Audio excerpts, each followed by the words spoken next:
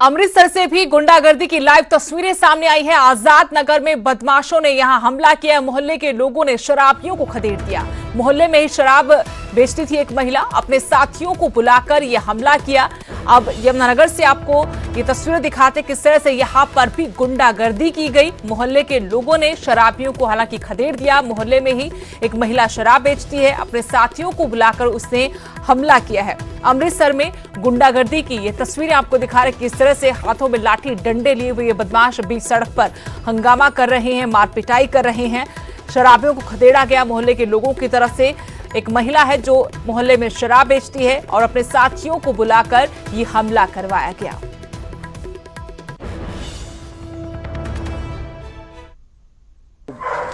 कोई बंदे आए थे बाहर से, तो वो दारू लेने आए थे, तो इन्होंने उनको पकड़ा। पकड़ने के बाद उनको एक चपेड़ा मारा कि आज के बाद इधर नहीं आना है। उसके बाद से दूसरी गली में एक घर में दारू पकड़ी गई। पुलिस वाले आए, लगभग 5 बजे के आसपास का टाइम था। यही टाइम था ना? 6-8 जी। फिर वो लोग कितने आए थे, वो क्या कर गए? उसके बाद से फिर कौन बेचता है दारू यहाँ पे?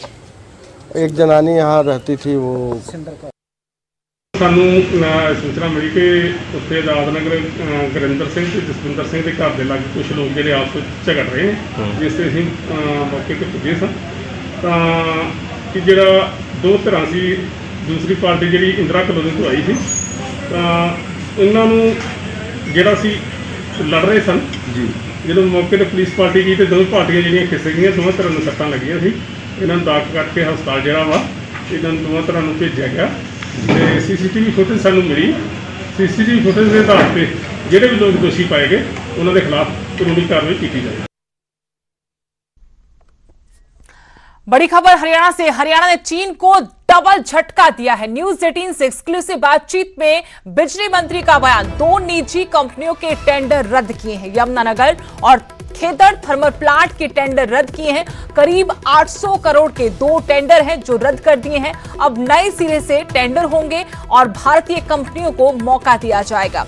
इससे पहले ये दोनों टेंडर चीनी कंपनियों को दिए गए थे, लेकिन चीन के साथ सीमा पर जो तनातनी चल रही है उसके बीच में ये बड़ा फैसला हरियाणा में लिया गया। यमुनानगर और खेदर थर्मल प्लांट के टेंडर रद्द कर दिए। करीब 800 करोड़ के 2 टेंडर रद्द किए हैं।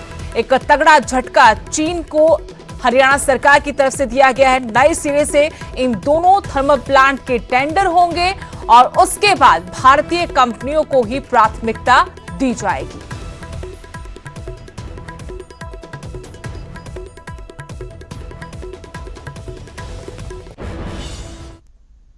हरियाणा के बिजली मंत्री रणजीत सिंह इस वक्त हमारे साथ हैं। उनसे बात करेंगे और जानेंगे कि आखिरकार 2 चाइनीज कंपनियों के टेंडर क्यों रद्द किए गए और क्या जो राष्ट्रीयता की भावना इस वक्त बाइकआउट चाइना की चल रही है उसके तहत फैसला लिया गया है और इसके बाद अब हरियाणा सरकार के पास विकल्प क्या है।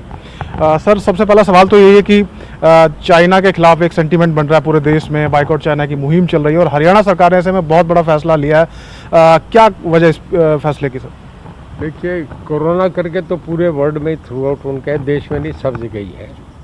हमारा जो फैसला लेने का था कि उसमें कुछ चीज़ें, एक तो मेक इन इंडिया का मामला था, दूसरा हम देखते हैं कि गवर्नमेंट ऑफ इंडिया का इंटरनेशनली क्या रिलेशन है, उसमें हमने देखे वो सब चीज़ें कवर करनी होती है। तो जो टेंडर थे हमारे, उसमें जो हमें गाइडलाइन थी मिनिस्ट्री ऑफ फॉरेस्ट एंड जो गवर्नमेंट ऑफ इंडिया से था, उसमें ये था कि इन्वायरमेंट का, कि हमें पोल्यूशन को कंट्रोल करने के लिए, तो उसमें हमें सभी थर्मल पे कुछ उसको रिड्यूस करने के लिए, सल्फराइजेशन को उसको ठीक करने के लिए हमने करना था। उसके लिए टेंडर कॉल करे थे। जो इंटरनेशनली पिछले दिनों जो डेवलपमेंट्स हो रही हैं उसमें हमारे 20 सिपाहियों का भी मारे जाने का था। ये लोगों के सेंटिमेंट्स देख के देश में जो एक भावना सी बन रही थी वो देख के हमने सोचा कि नहीं, अभी हम लोकल को ही करें।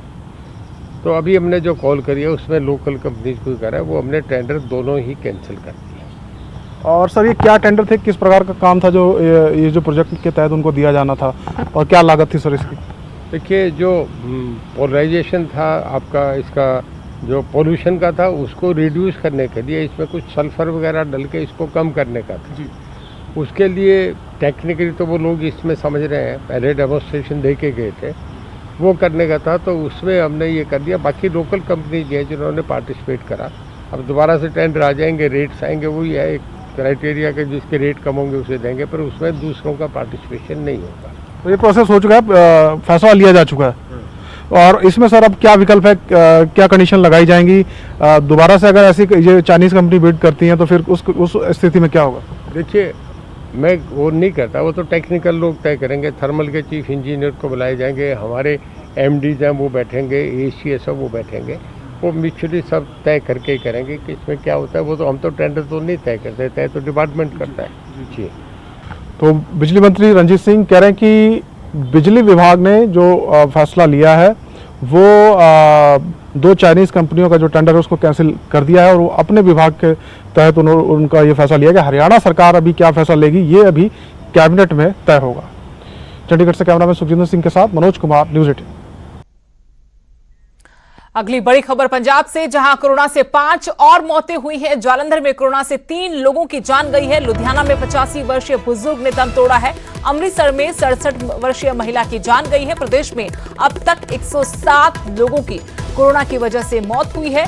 लेकिन बड़ी खबर यह है कि पंजाब में कोरोना से आज 5 मौतें हुई हैं। जालंधर में कोरोना से 3 और लोगों की मौत हुई है। लुधियाना में 85 वर्षीय बुजुर्ग ने दम तोड़ा है, तो अमृतसर में 67 वर्षीय महिला की कोरोना से जान गई है। प्रदेश में अब तक कुल मौत का आंकड़ा 107 है।